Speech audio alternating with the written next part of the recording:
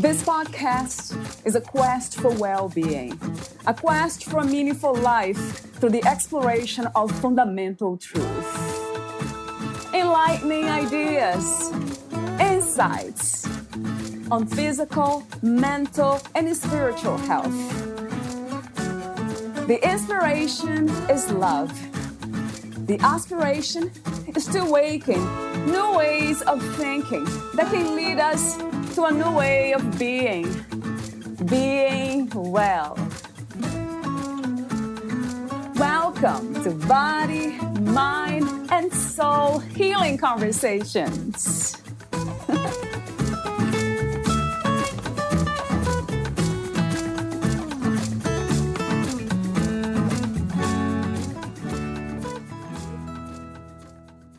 Your immune system is heavily influenced by the state of your emotions. Did you ever have a stomachache after hearing worrisome news? You might have felt hot, anxious, stomach swirling, or other physical sensations in your body if you were fearing you would be late for a meeting. Perhaps you were the speaker. Perhaps you had a bad night's sleep and felt physically ill. 3 scenarios share one thing in common: overstimulated nervous systems.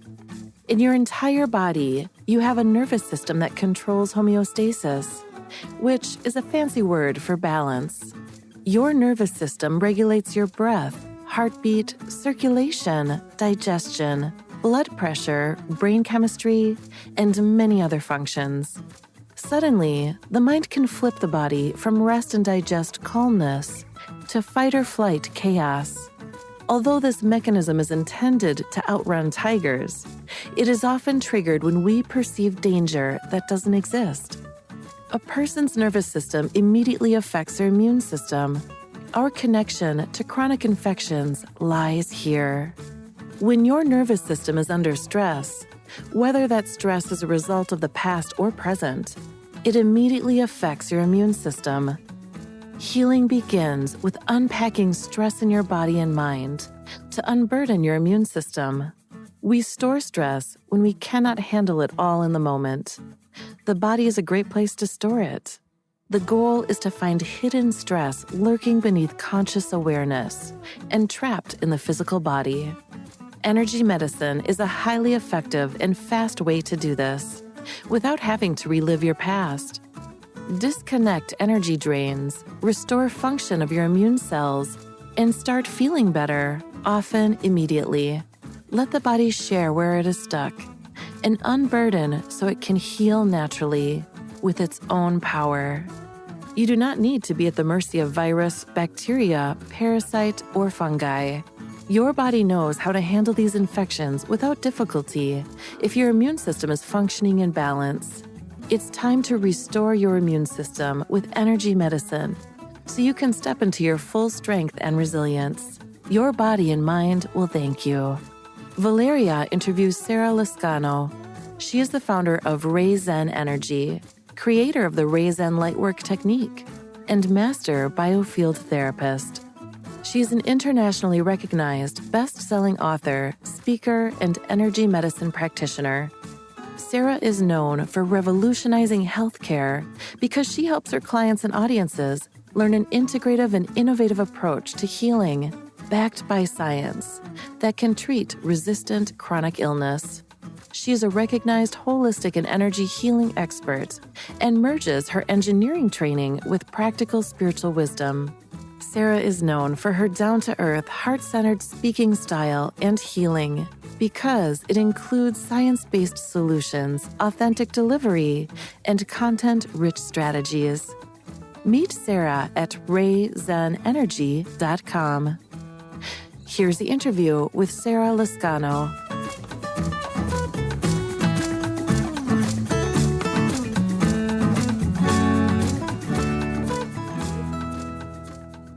In your own words, who is Sarah Lascano? Sarah Lascano is a grounded spiritual teacher and energy medicine healer who has a passion for helping people realize they have the power to heal themselves, even if the rest of the world is saying that healing is not possible. She's someone who's really passionate about helping people know they have options. What's not to love about everything that you just said? So, we talked briefly off record about the transition from being an engineer to what you're doing today. So, I'm curious to know how this happened. Well, it's actually a great story, and I do talk a little bit more about it in the anthology book where I authored my own chapter. But my health crashed. I was pregnant with my first child and super excited, as any new parent would be. And I had a nasty bout of food poisoning, and my health completely started to deteriorate. And I ended up with chronic fatigue syndrome, multiple food sensitivities, many, many food sensitivities, and lots of digestive problems, and a child that had those too. And no one had answers for me. So my quest to recover my own health is what led me to this entire world of alternative and complementary healing. Wow, that's incredible how by trying to help ourselves, we ended up helping others. I find that to be true.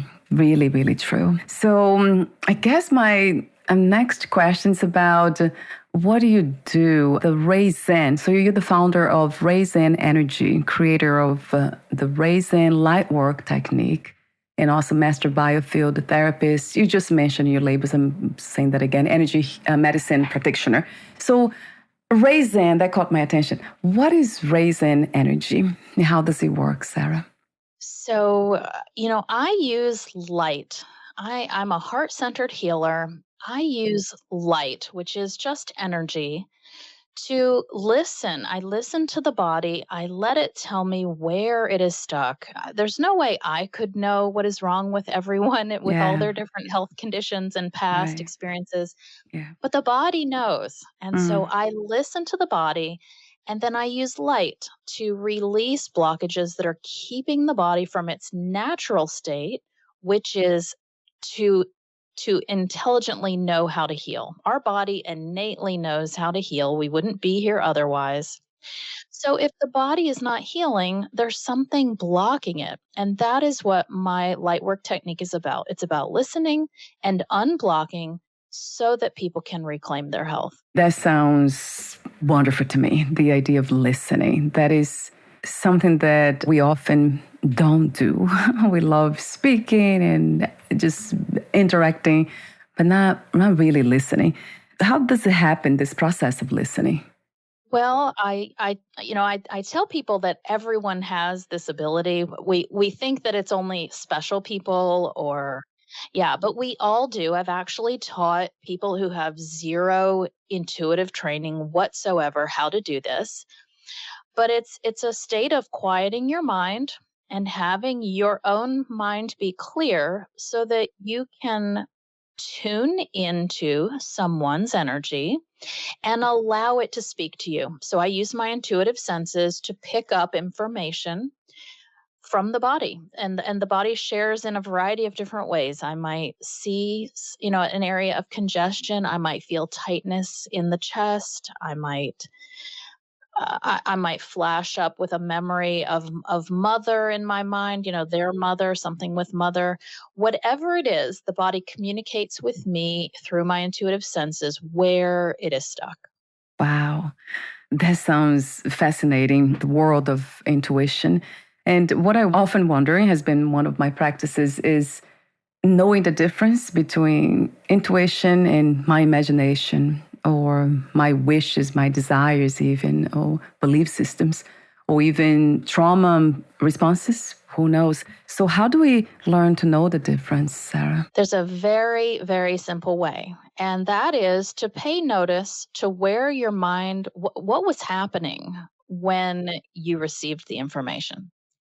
If your mind was busy and you were thinking, it's very possible that that is interference from the conscious mind. If your mind was clear and quiet and you were present when you received that information, it's very highly likely that that is intuitive information. And that is the most reliable way that I know is to consider where the information came from and when. because the mind gets in the way, thinking gets in the way, right, of intuition. Can we actually get information, intuitive information, while we sleep? Not just from meditating, but also while we sleep, or it's not? It wouldn't be clear. Oh, 100%. I think when we sleep, we get more clarity. Yeah. The trick is just remembering. So I receive a lot of information while I sleep, or I get woken with that information. My sleep gets disturbed sometimes if I don't have enough time to meditate throughout my day. So, yes, I think it's a very powerful way to receive messages and information through dream state or in those little twilight moments before you go to sleep or right before you wake or as you're waking.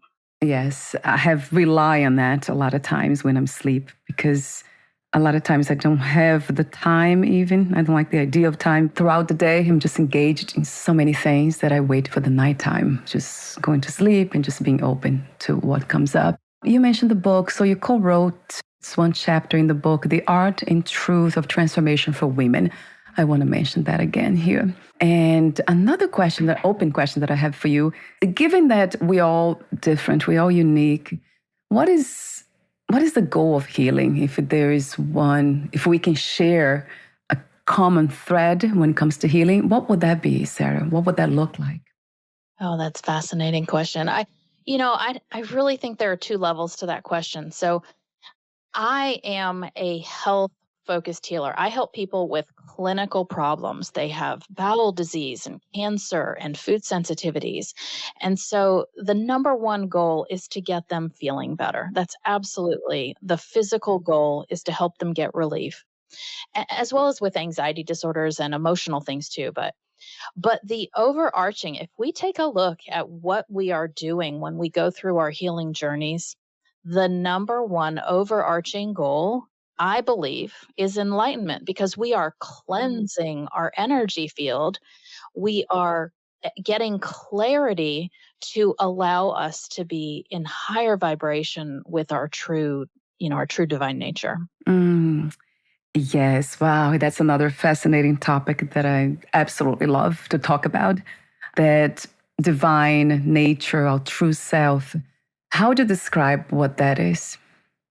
If we can describe it, if it's possible. We have a part of us that is free of our false ego, our personality, our pain, our belief systems, our thoughts. That part of us is what I call our higher self. It's our soul. It's that essence of us that has the big picture, that knows why we're here, knows what we're here to do, Mm, knows what we're capable of even. yeah. That part of us, when we are in alignment with that part of us, we feel in flow. We feel that we're making a difference. We feel that we're living our purpose. We feel content. We feel peaceful. And life flows in a very easy and peaceful fashion. Not that we won't always have little moments of discord, but our major struggles and suffering are gone because we have conquered them when we are in full alignment with this part of us. And so, I really think our mission is to get as much aligned with that part of us as we can. Yes. And that doesn't sound too scientific, but this is something that has been explored, is being explored these days. Consciousness. We hear that a lot within the scientific community, mostly quantum physicists, but lots of scientists. So, do you actually connect, or better yet, don't separate the idea, the concept of science and spirituality, or you do? Do you make a distinction between them, a clear distinction? Absolutely not. I think it all is one. It all is one. It's just different ways to access the same information. I like to approach consciousness, healing, spirituality, energy, the body, even the mind, the thoughts, from a very grounded perspective, because we are living here on this earth and we need healing and we need experiences that can help us, but that are digestible, that we can make sense of, because we are supposed to be living here.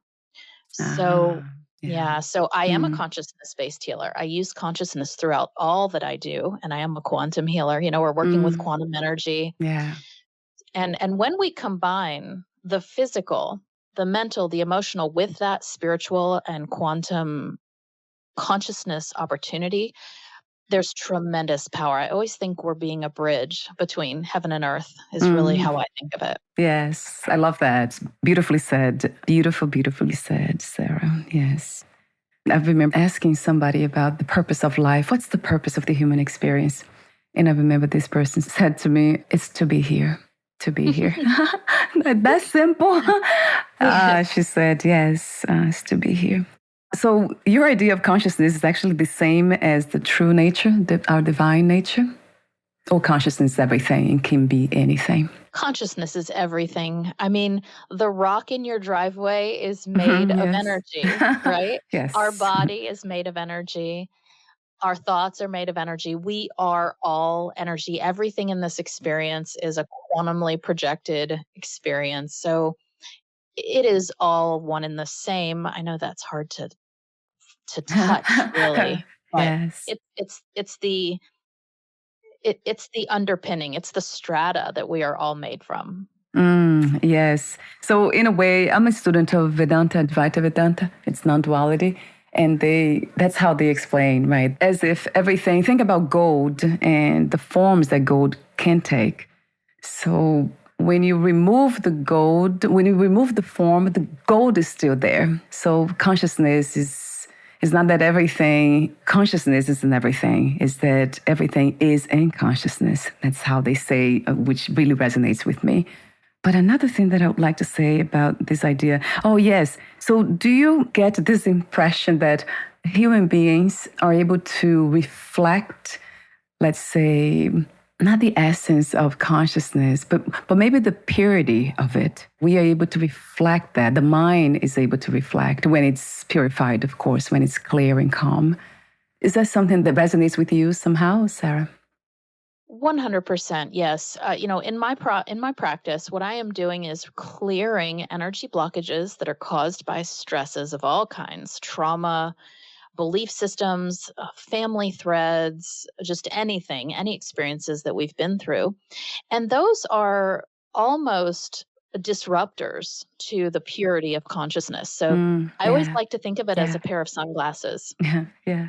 And the shade of the sunglasses are it's a prism that is coloring our projection, our creation. And so what I do is I clear those prisms of that shading so that the clarity of projection can now project a healthy physical body and a clear mind and a joyful experience rather than anxiety and fear and cancer and discord, digestive woes, whatever it is that is caused by those energy disruptions. Yes. So, in a way, as somebody has said, it's not really finding the truth, but uncovering the truth, isn't it? I agree with that. Yes, Yeah. 100%. Yeah, I heard that before. I was like, my God, that's so true. It's so, so true. Uncovering. So there's something else that caught my attention. I know I want to go back to your work, but this is part of what you do. But it caught my attention, the phrase I mentioned off record. You said, our heart energy governs our immune system, and that keeps us safe from just about any illness. So talk to me about the heart energy. So the heart energy is one of it actually, I think, is the strongest energy field in the body. The doctors even acknowledge that it exists. We measure it with EKGs. That is measuring the energy of the heart.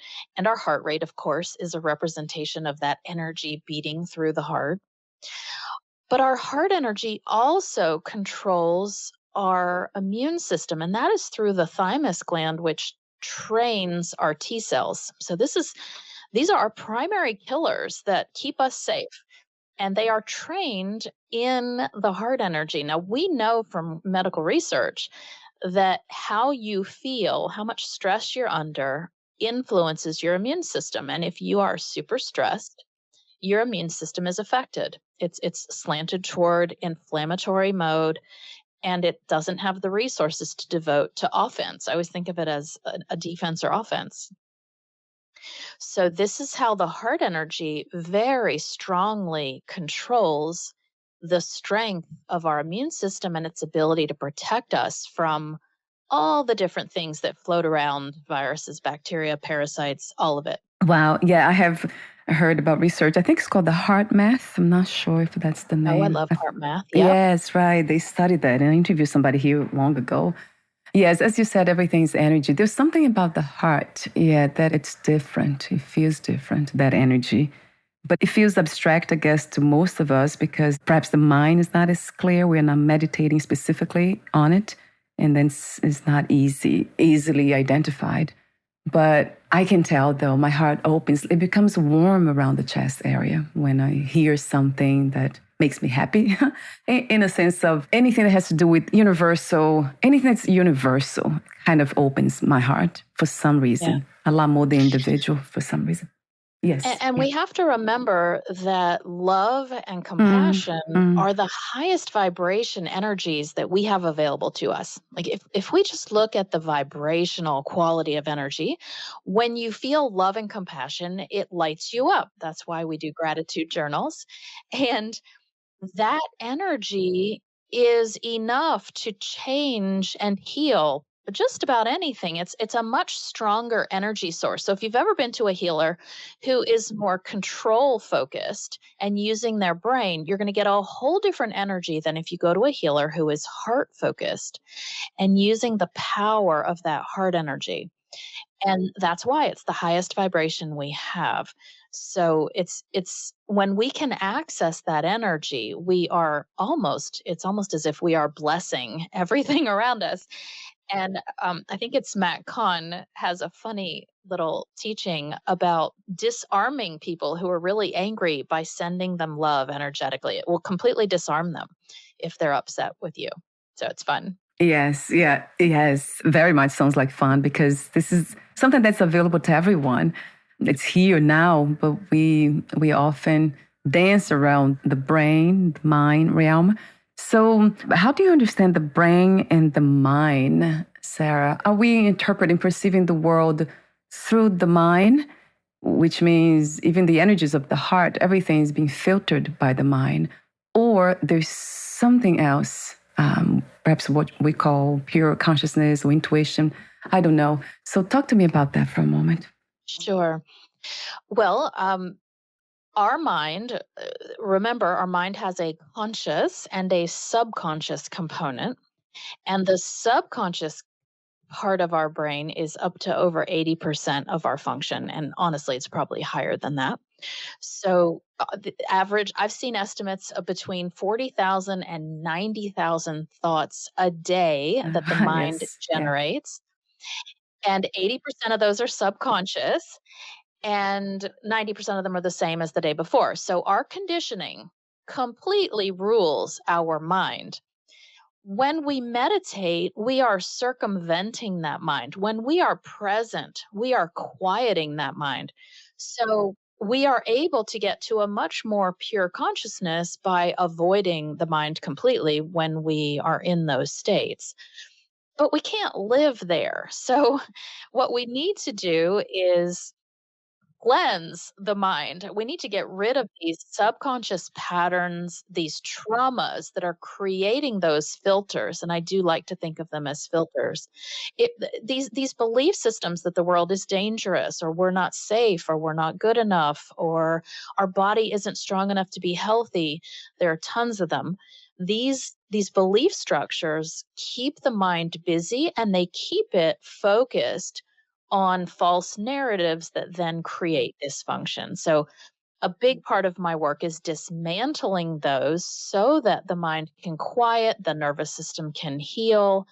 And yes, the brain plays a key role in that because it's the storage facility for all these belief patterns, and it's also the physiology and the anatomy of the brain is what actually gets stimulated, and the brain chemistry changes when we are thinking these destructive thoughts. Right. Yes. I have heard, and I'm sure you have too, that trauma changes the brain. So everything else, right, Sarah, all the experiences we go through, somehow it changes the body. So you mentioned, yes, I have another question for you about your clients. I guess the question is about believing in knowing. Do they start by believing that they are energy, and then somehow energy can heal them, or some of them, they actually know that they are energy and everything is energy.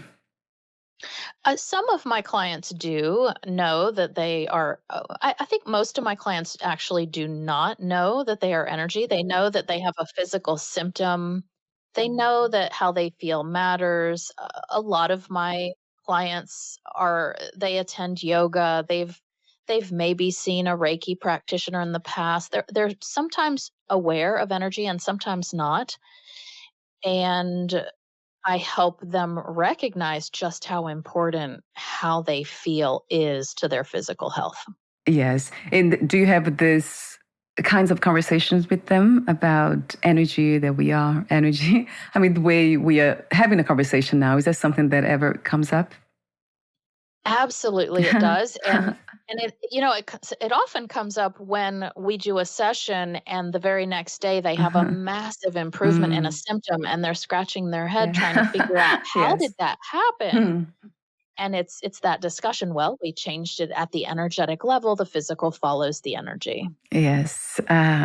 And what is better than that, right? Experiencing. We don't Yes. have to believe in it. It's just, it's what is. It's happening here now.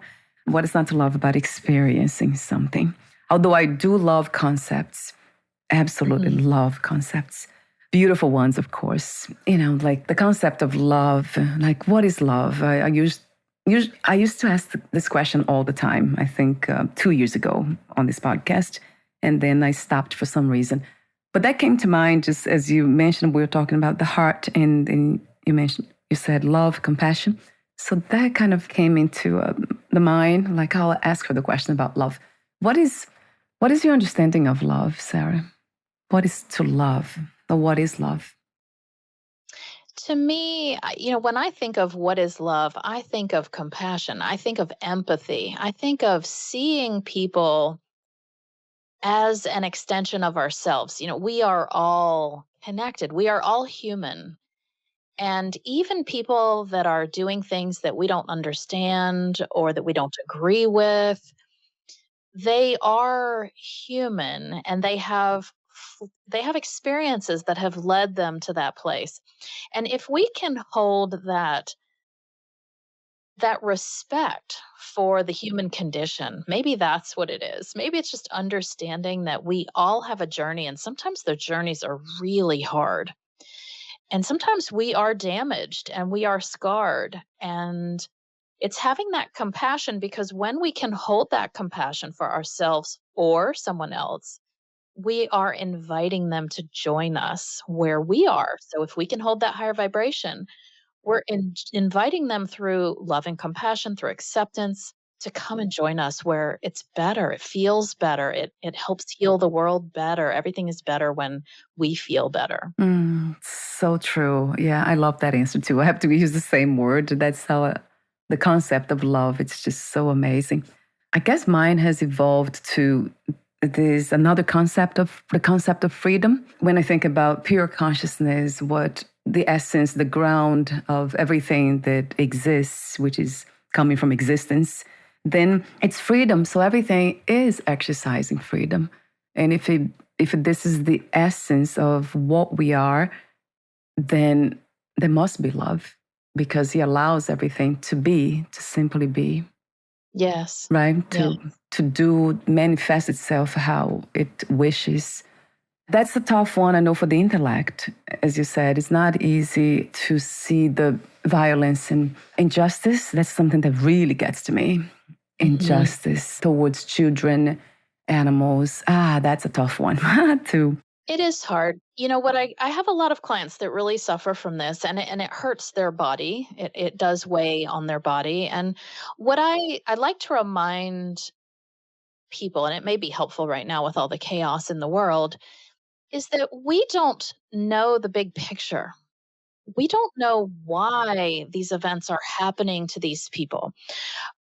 It's possible, and I might even venture to say likely that they chose a spiritual path to experience an injustice that they may have inflicted on others, to understand deeply what it feels like, the consequences of their actions. If someone is experiencing that type of learning as a result of doing something inappropriate to someone else, if we had that visibility, we may not judge it as harshly, or we may judge it differently. That's so true. So I think we have to always remember that we don't see the big picture. We don't know exactly what's happening at the spiritual level. And therefore, it is hard to watch. It's hard to hear about. We have to understand that we just don't know. And there are things we don't understand. And it's really not our place to judge because we don't have that full picture. Yes, yes. Yeah, I hear a lot of wisdom that there, especially when it comes to the big picture. It's almost being, when we judge, it's almost like being almost arrogant in a way, trying to play God. Although I believe everything is God. But yeah, I mean, coming from that space, which is pure and knows everything. I guess what doesn't resonate is the story. I try not to come up with new stories for whatever's happening. So I choose to let the body feel the feelings, just let them pass, whatever it is, instead of trying to, oh no, this is, I think I tried this before for sure, seeing horrible things. I remember traveling when I was in France, seeing a woman being attacked by another woman, and she had a dog, she was holding a little dog. And I remember saying that to myself, like, she probably did something, to deserve that. That's karma at play. So it didn't feel right. And I remember having actually troubles to sleep at that night because of that, creating that story. Really, the heart was close to it. So I guess that's why I try not to kind of tell the mind anything. When I see something, I feel it and I cry if I have to. And I try to release as much as possible, but I just let it be. I let the body do its thing. Absolutely. And that's a process I call triggering in my own practice. And when something touches us deeply like that, and I can absolutely understand why that was very upsetting, of course. Yeah. Yes. When something triggers us deeply, it's a sign that we are carrying some sort of pain that is resonant with that experience. And that Right. experience that you are witnessing is helping you heal probably an injustice that you suffered that was very similar. That makes sense. Yeah, being abused as a child. Yes, right. Yes, or even a karma, Ah. an imprint, like a past Mm. life imprint or a family thread of energy. Certainly, yes, in your own experience. So your process of allowing that emotion to move through you and allowing it to leave and clear as it does is the perfect remedy, that is allowing that energy to leave. Yes, that took me years to learn that. Years. But yes, yeah, that's true, Sarah. That's exactly that. Something in me is being triggered. Yeah, some energies, from what happened. And also myself being abused as a child and then seeing animals too being Yes. abused by others. That was just so traumatizing. So, yes, we talked off record again. I remember I made a note here, which I can't read really, as I said to you, but get your ground. I think this is the 30-minute. Yeah, talk to me about that because I can't read my handwriting, as you know. So I have these amazing digital tools that are they're sessions, and you listen, and the energy healing comes through. There's research to show that this is a wonderful way to deliver energy, and all you have to do is listen. I have this beautiful session called Get Your Ground, and it's available for free anytime you need it. If you're having trouble sleeping, if you're feeling disturbed by world events, if you feel ungrounded, give this a listen, and it really can balance both your body, your mind, and your energy all in one as you listen to the session. That sounds wonderful. And I do have the link here, your website link, raisenenergy.com. Is that where we can find the Get Your Ground? That is correct. I'll have the link there. I do have another question for you. Do you meet your clients in person and online as well, Sarah, or just in person? And you offer these? Talk to me about how do you interact with your clients? So I do both. A large portion of my business is virtual for people that are not able to come to me, people around the world. either over phone or Zoom, depending on what the client prefers. And then I do also do in person sessions in my wellness center in Virginia. And I do one on one sessions as well as these digital sessions that are more of a self help tool, but they are very powerful too. Yes. And would you say that meeting them in person or via Zoom, it's more effective than by phone, or it is as effective? They are just as effective, but I like to tell people it's really what they feel that matters. If they feel it's very important for them to see me in person, they come. I have people that live 10 minutes down the road and they choose to work with me over the phone. So Yeah. it's Yeah. really the Huh? client's preference, what they feel like doing for themselves. Yes, I like that. I like that sense of freedom too. So another question, well, this is a comment I want to make, if you don't mind, about the book that you're writing. So would you be able to share anything about the topic? I am writing a book to explain how working with our energy, our mind, and our body can heal what has been labeled untreatable. Wow. So the topic in your book, there will be solo. It's not the same as the chapter that you wrote for the art and truth of transformation for women. Do they relate somehow, overlap somehow? The Art and Truth of Transformation for Women chapter really talks about how I became a healer Yeah, and my personal journey. yeah. This book is a how to, and I plan on doing something that I think is really groundbreaking. I plan on delivering energy healing in this book, and I'm so, so excited about it. Oh, wow. That's fascinating. I mean, I have to use that word again because I feel that, Sarah, when I read certain books, that the energetic resonance in the book, I have visions, I have my dreams are different. So something changed. And of course, I'm very much always, I have been this way, open to the mystery and what is always here that I can't see. But I didn't know that that would be possible to infuse that energy. I mean, everything's energy, obviously, but somehow, making so many copies of the book, I thought that it could be lost. That energy could be lost, but it doesn't. It's No. how interesting.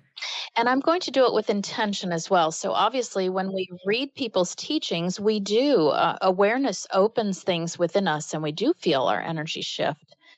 This is going to go with an intentional healing, a clinical aspect of delivering healing as you read parts of this book. So I really do feel like it's going to be a groundbreaking thing, and I can't wait. I Oh can't my wait to get God. it out there. Me too.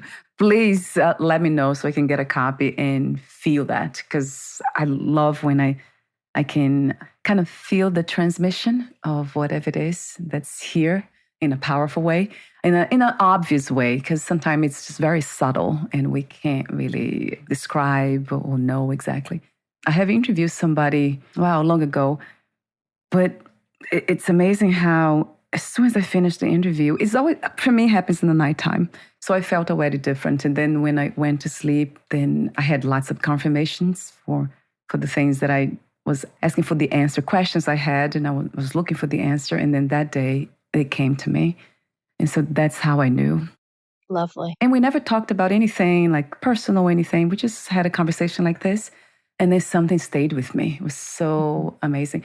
But you see, it's an experience. And that's why I try not to hold on to experiences that much because I know the individual experiences, because I know what we are trying to do here. I believe all of us, it's to share universal truth, universal wisdom, which has to do with helping everybody. It's bringing humanity into the field of pure consciousness. It really feels that way. So I try to focus more on that than on personal, individual kind of experiences. And that's why I never intentionally did psychedelics or anything like that because it didn't. I mean, it's great. The insights are wonderful. And I love having experiences, meaningful ones, deep ones. But I usually don't look for them for some Hmm. reason. Yes, very beautiful. Let's see. Oh, yes, I do. So we're almost at the end. I do have the ending questions for you here. But before that, I made a note here that I can read about the subconscious mind. You talked about that. So I guess the question that I have been asking here, I'm trying to find the answer myself, is the difference between the subconscious mind and the unconscious mind. Any thoughts, Sarah? I personally view them as the same. I've never thought of the difference. To me, there's the conscious mind, which is what we know about, and the sub or unconscious mind, which we don't know about. It's under the surface, hidden from our awareness. And so, from my healing perspective, that is how I differentiate the two, is to tap into. So, I'm able through my intuition to tap into that subconscious mind to bring forth blockages in the energy, the body, the mind that are hampering our health. And so we bring the subconscious into the conscious, basically. So that allows them to be healed. But that's really how I view the split. Yes, yes.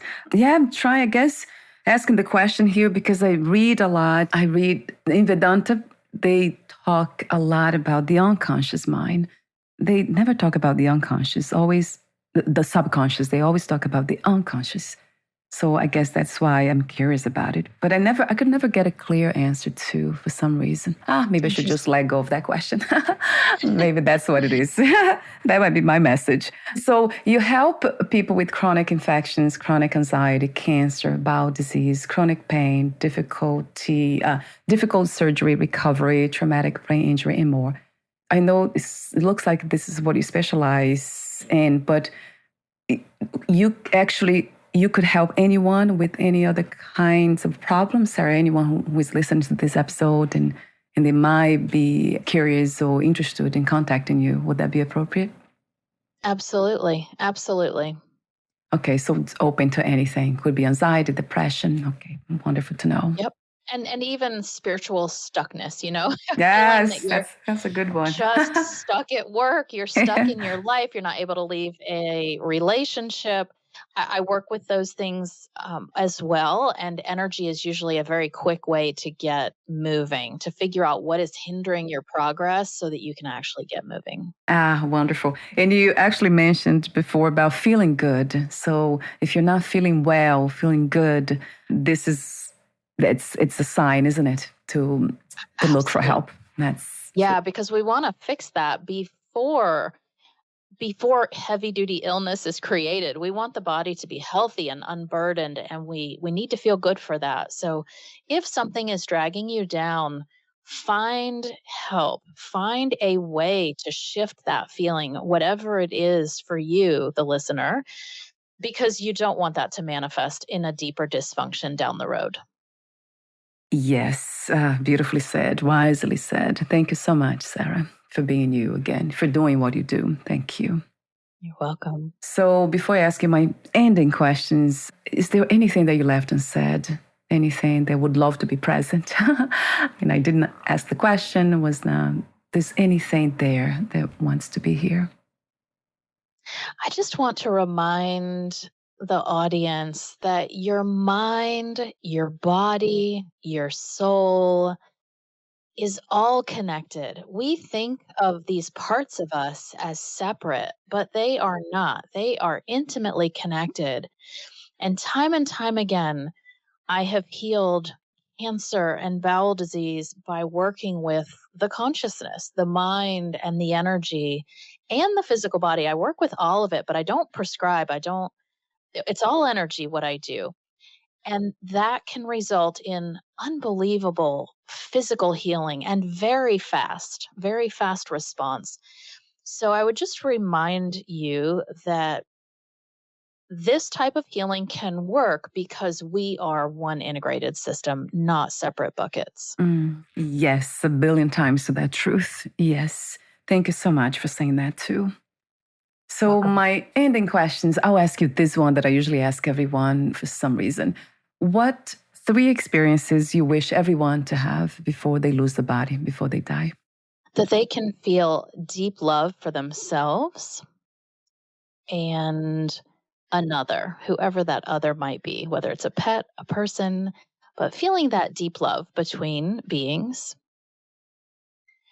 to be able to completely savor something in the present moment, whether it's eating an orange, whether it's that gorgeous Yes. sunset, just really being able to be completely 100% present and savoring the beauty that our body has to offer us. Because when the soul is out of that body, we don't have our five senses. And so we take them for granted as we are physical beings here all the time. So that's the second thing that I would want everyone to be able to deeply appreciate their five senses and something that brings them pleasure or joy. And honestly, what's coming to mind is the joy of helping others. So if you've never been able to be in touch with your gifts, I think it's just so special for us to be able to own our gifts, to know what those are, why we're here, and to be able to use those for the benefit of others.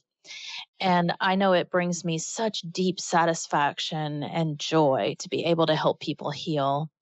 I would encourage anyone listening to this to just really sit with, what is my gift and how could I really use it if I'm not already? If it's something in the closet, if it's something that I love to do, but I've not done it, or I've not found an outlet for it. Maybe it's art, maybe it's music. I just think it's a very special thing for people to be able to share their gifts in a way that's deeply fulfilling. Mm. Yes. Wow. Listening to you, it's like a guided meditation. It's a prayer. It really is, really, really is. I love the presence of your voice too, the sound, which everything's energy. So of course you're reflecting that beautifully. Thank you so Thank much you. again. Thank you, Sarah, for being you. And before we say goodbye, again, the website.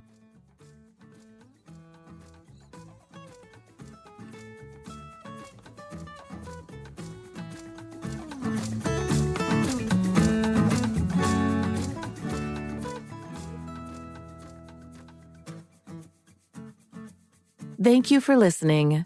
To learn more about Sarah Lascano and her work, please visit rayzenenergy.com. To learn more about this podcast, please visit fitforjoy.org/podcast. Thank you again for listening, and bye for now.